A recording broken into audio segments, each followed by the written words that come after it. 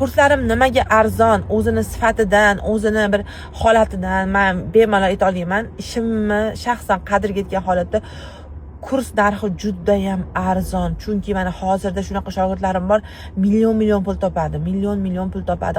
Bu mayli pul desak, lekin baribir vaqtingiz ketgandan keyin buni haqlari bor. Qancha insonga uni manfaati tegyapti, qancha bemorlar shifosiga sababchi bo'lyapti. Shaxsan ko'p shogirdlarim o'zim kuzataman.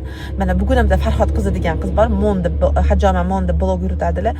Shunaqa klientlari ko'p, dalishib уже klientlari ko'pligidan aytibdilar, men vizifga hozir vaqtlarim yo'q, joylarim to'lgan, xohlasanglar men Sergeli, Mirobodda taraflarga boshqa qiz beraman deyaptilar. Tushunasizlarmi?